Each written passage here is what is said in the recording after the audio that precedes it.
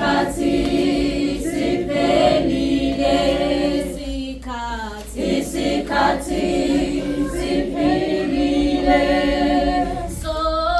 sokubuya kweNkosi. Bazalwane phendukani, isikhathi siphelile, isikhathi siphelile,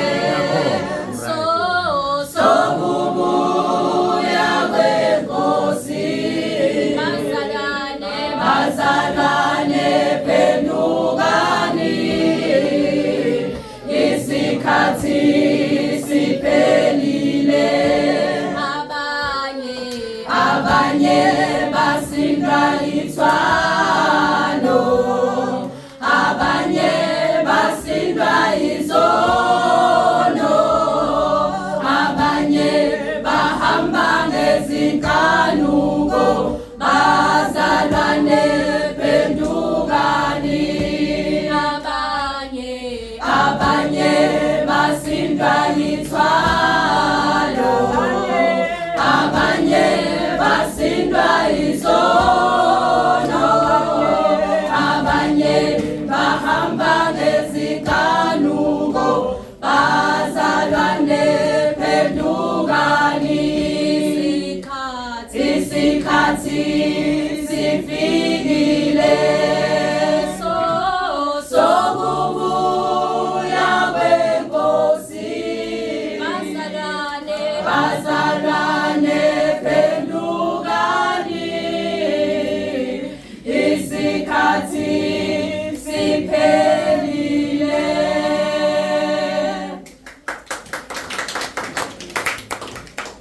uJesu Kristu inkosi. uJesu Kristu inkosi. Ngiyabingelela kubaba umpostoli nakumama umpostoli, obaba bonke, omama bonke, abantu abasha naku-Sunday School. uJesu Kristu inkosi. uJesu Kristu inkosi. Igama lami nginguThuli waKaMfukeni. Ngizokhuluma ngesitoko esikhuluma ngomhawu. Egruphini kaWozani Sethe Indaba sathola incwadi kaJakobe 3 uverse 13. Ngizofunda u-13 no-14 no-16 la ufundeka khona kanje: ngubani ohlakaniphileyo nowaziyo phakathi kwenu na? Makakhombise ngenkambo enhle imisebenzi yakhe ngobumnene bobuhlakaniphi. Uverse 14, kepha uma ninomhawu obabayo nombango ezinhliziyweni zenu, ningazibongi, ningalikambeli iqiniso. Uverse 16, ngokuba lapho kukhona umhawu nombango kukhona isiyaluyalu nezenzo zonke ezimbi. Sesiyathola ukuthi umuntu onomhawu umuntu othanda zonke izinto zize kuyena, ongafuni ukubona omunye umuntu ephumelela. Kangangokuba nje sengafika umuntu la ezothula ubufakazi ebese esho ukuthi yena ubaba uNkulunkulu umenzelele izinto ezinhle, ebese kuthi mhlawumbe wena mzalwane uhlezi phansi bese kuyavuka umona ukuthi hawu Nkosi yami, ngangcono kube yimina, kwenzeke kumina lokho ngoba mina ngisebenza. Mhlawumbe lowo muntu okade ezothula ubufakazi uthisha, usebenza kahle. So ubaba uNkulunkulu akamdingi umuntu onomhawu. uJesu Kristu inkosi. Ngiyabonga. uJesu Kristu inkosi.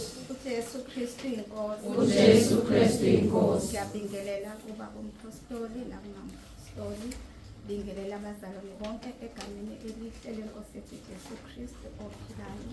Lo mphambi kwenu uNtombi kaKhanile. Izwi esafunda ngalo kaWozani Sethe Indaba, isifundo sethu sithi ihloko ingxubevange engizokhuluma ngaso. Izwi latholakala ngaphansi kaJeremiya 50 uverse 33 kuya 37. Umbuzo uthi iyini ingxubevange? Ingxubevange abantu abaxubene, mixed people, echaza ukuthi ingxubevange abantu abayizinhlobo abahlukahlukeneyo njengoba thina sikhona lapha emhlabeni. Kodwa ngokwezi uthi ingxubevange umuntu owumzalwane, ulumzalwane athi mase esenza isivumelwano noNkulunkulu abuye lezweni enze nezinto zezo. Umuntu oyingxubevange loyo. Sase sithola izwi leLuMetu chapter 6 elithi akekho oyakuthanda amakhosi akho oyakukhonza amakhosi amabili ngokuba uyakuzonda enye adele enye ningekhonze uNkulunkulu noMamona uJesu Kristu inkosi uJesu Kristu inkosi uJesu Kristu inkosi uJesu Kristu inkosi ngiyabingelela ukuba umpostoli uma umpostoli abazalwane bonke egameni likaJesu ongaphambili unoxolo ngakangema ngiza nesifundo esisifunde kuwoza sithethe indaba isihloko esithi umpumputhe bokomoya ekunezwi lethele umgogodla uIsaiah 29 uverse 9 to 13 ukuthi umpumputhe bokomoya kusho ukuthi amehlo akho enyama ayakubona okwasezweni kodwa okukamoya awakuboni. If umuntu enompumputhe bokomoya bathi abantwana bakaNkulunkulu bebebona inkazimulo kaNkulunkulu yena ebona amandla omunye umuntu. Bathi abantwana bakaNkulunkulu if bebona ukungcola entweni yena engakuboni ukungcola. Bathi abantwana bakaNkulunkulu bemkhumbuza ngemiyalo kaNkulunkulu yena ebona ukuthi bayamjudge. Umuntu onompumputhe bokomoya akaziqondi izambulo zikaNkulunkulu. Into edala ukuthi umuntu abe nompumputhe bokomoya ukungakulangazeleli ungakuthandi ukulalela izinkonzo nokufunda izwi nokungabe umzalwane omandla ekukhulekeni. Ngizocela ukuthi abazalwane bezofunda amanye amazwi ahambiselana nesihloko uIsaiah 17 uverse 8 uverse 7 and 8 noJeremiah 29 uverse 13 to 14 noEfesu 5 uverse 15 and 16 noRoma 13 verse 11 uJesu Kristu inkosi uJesu Kristu inkosi uJesu Kristu inkosi uJesu Kristu inkosi ngabingelela baba umpostoli mama umpostoli obengaphambili usithembile ngabanomandla uJesu Kristu inkosi uJesu Kristu inkosi ukuwoza nisithethe indaba sasifundisiwe ngemvelaphi kaSathane ukuthi kwenzeka kanjani ukuthi asilinge ngezwi noma izwi likaJesu izwi lazi kanjani. Sase siyafundiswa ngemvelaphi yakhe lapho sayithola khona uHezekile kuchapter 28 lapho sathola khona ukuthi uSathane wayengelosi enhle ethembekile phambi kaNkulunkulu wayenza yonke imiyalo kaNkulunkulu.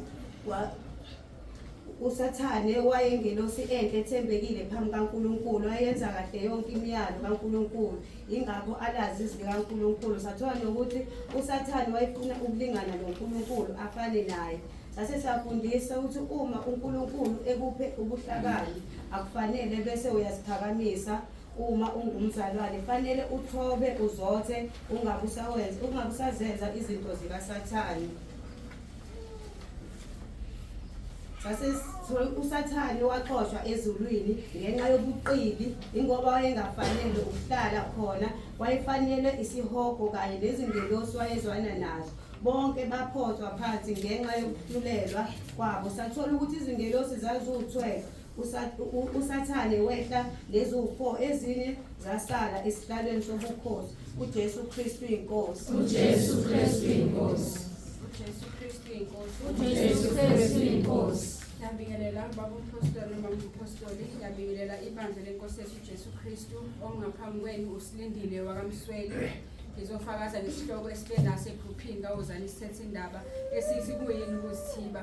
Sifundile ukuthi ukuzithiba kuyigama elifanayo elicishe lifane nokuzikhuza elisho okusho ukuthi ukungayenzi into lapho unothando lokuyenza noma nesifiso sokuyenza ungayenzi ngoba imbi phambi kaNkulunkulu. Sathola izwi uFirst Peter chapter 4 uverse 7 othi kepha ukuphela kwezinto zonke sekusondele ngakho zikhuzeni nizithibe ukuze nikhuleke. Safunda ukuthi kuyingozi ngani? Kuyingozi ngokuthi umzalwane ongakwazi ukuzithiba uthuka into eyisono eseyenzile. Safunda nokuthi kusiza ngani? Kuyasiza ngokuthi uba umzalwane oqaphelayo. Sathola izwi uFirst Corinthians chapter 10 verse 12 othi ngakho othi umi akaqaphele angawe. Kuyasiza uba umzalwane oqaphelayo ngisho izinto ezincane. Safunda ukuthi uNkulunkulu kuyasiza ngoba uyambona umzalwane oqaphelayo, uyambona umzalwane ozifundisile ukuzithiba wakukhulekela. Ngakho lo mzalwane uma eqhamukelwa isilingo engasiboni uNkulunkulu uyamenzela indlela yokuphepha. Kanti futhi umzalwane ozithibayo uNkulunkulu akamshiyi. uJesu Kristu inkosi uJesu Kristu inkosi uJesu Kristu inkosi. uJesu Kristu inkosi. Ngiyabingelela kumpostoli bengompostoli ngibingelela ibandla lonke egameni lenkosi yethu uJesu. Omngaphambi kwenu uNonjabulo wakamngcobo ngizofundisa ngesihloko ukukhula kwelikamoya spiritual growth. Sawuthola ku 2 Peter chapter 3 verse 18. Kuyini ukukhula kwelikamoya? Ukukhula kwelikamoya kungukwazi ukuthi yonke into eyenzakalayo empilweni yakho yenzeka ngomusa, nokwazi ukuthi uNkulunkulu kuphela kumele simkhonze simdumise ngokupheleleyo. Okay, umbuzo landela uthi yini engingayenza ukukhula kumoya? Impendulo itholakala ku 1 Peter chapter Jesu Kristu inkosi. Impendulo itholakala ku 1 Peter chapter 2 verse 1 kuya 2 ofundeka kanje: ngakho lahlani ububi bonke nobuqili bonke nokuzenzisa nomhawu nokuhleba konke njengezingane ezisanda kuzalwa. Langazelelani ubisi olungokomoya olungenakonakala ukuze nekhule ngalo kube ngokusindisa. So umzali kumele akhuleke acela uNkulunkulu amsize ukuthi amvezele ambulele ukuthi kuyini lokho okumvimbayo ukuthi akhule kumoya. Mase emvezelile mase eyakulahla. Okunye kumele akwenze umzali kumele alangazele ukufunda izwi, lalele izinkonzo. uJesu Kristu uyinkosi. uJesu Kristu inkosi. uJesu Kristu inkosi. uJesu Kristu inkosi. Ngiyabingelela kubaba umpostoli, umama umpostoli nakubazalwane bonke egameni elihle lenkosi yethu uJesu Kristu omi ngaphambili unomthandazo sokhulu. Ngizokhuluma ngesihloko esisifunde eWozani sithethe indaba esithi ngingenze njani ukuze ingqondo yami ihlale iboshiwe ngeqiniso. Why should our minds be bound by the truth? Sitholile inhloso enkulu ku 1 Peter chapter 1 verse 13 elithi kukhona la esiphikelele khona, siphikelele kwambulweni kwenkosi yethu uJesu Kristu. Sathola izwi liku 1 Chronicles 22 verse 19 elithi asinake kakhulu, sinikele inhliziyo zethu, ingqondo zethu, imphefumulo yethu kuNkulunkulu wethu, sizingcwelise. Sathola izwi kwabase-Efesu elithi phaphama wena le oleleyo, uthengisise isikhathi, izinsuku zimbi, asisukume sivuke sakhe indlu kaNkulunkulu engcwele. Ingabe yiphi leyo nto efanele siyakhe? Ngabe sekufanele yini sigijime sothenga inkethe, ama-blocks osimende neroof namawindi? Cha bazalwane, sitholile izwi eliku 1 Corinthians 6 verse 19 elithi imizimba yethu iyithempeli. Sathola izwi eliku Mahebheru 3 verse 6 elithi thina siyindlu kaKristu, thina siyithempeli kaNkulunkulu, umoya ongcwele uhlala kithi. Sathola ukuthi umuntu ongqondo yakhe engaboshiwe ngeqiniso uyatamasa too much. Wenza nanoma yini efika engqondweni yakhe. Umethanda ukufaka indwele zamufi uyayifaka, umethanda ukuphahleka udaka ebusweni uyaphahleka, umethanda ukufaka imshalelo emehlweni uyayifaka, umethanda ukuya emcimbini uyaya. Kanti wena umuntu ongqondo yakhe siboshiwe ngeqiniso awenzi noma ikanjani, uyahamba qala uyobuza uNkulunkulu ukuthi ngabe kuyintando yakhe yini. uJesu Kristu inkosi. uJesu Kristu inkosi. uJesu Kristu inkosi. uJesu Kristu inkosi. Ngiyabingelela nonke bazalwane egameni lenkosi yethu uJesu Kristu. Unobuhle mtshali lona osuke sidenga ngaphansi kwesihloko esikhuluma spiritual deafness, ukuba isithulu kwelikamoya. Izwi lethu lumgogodla lilaphana uJobe 33 verse 14 kuya 16 la sithola khona ukuthi uNkulunkulu uyakhuluma nomuntu ngendlela eziningi. Uyakhuluma kanye yebo nakabili, akhulume ngendlela eziningi nomuntu bese umuntu ayengezwa. Indlela akhuluma ngazo sathola ukuthi uyakhuluma ngephupho, uyakhuluma ngombono, uyakhuluma ngesiphithiphithi, zabala zabaningi. Zona lezo indlela uNkulunkulu akhuluma ngazo, noSathane nazo uyakwazi uyisebenzisa lezo indlela akhulume nomuntu kube sengasikhuluma uNkulunkulu. U2 Corinthians chapter 11 verse 14 uthi akumangalisi ngokuba uSathane uqobo usiphendula azenze ingelosi yokukhanya. Ningixolele bazalwane khona la phambane khona. Ubungozi bakhona ukuthi uNkulunkulu uyakushiya wena mzalwane othe sekhuluma nawe kaningi. Ukuba umuntu onjani o spiritual deafness, umuntu osuNkulunkulu esekhulumile naye kaningi angamuzwa, angalizwi izwi laNkulunkulu laphana kulapha ku Jeremiah 22 verse 21.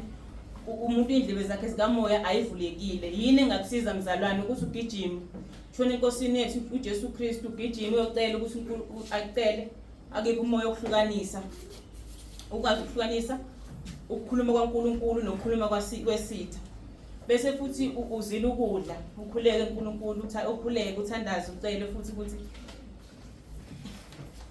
uJesu Kristu inkosi uJesu Kristu inkosi ningixolele bazalwane baningi kakhulu Jesu Kristu. uJesu Kristu inkosi ukwazi ukuhlukanisa umoya uzile khona ukwazi uNkulunkulu azokwazi ukukhuluma nawe umuzwe uJesu Kristu inkosi uJesu Kristu inkosi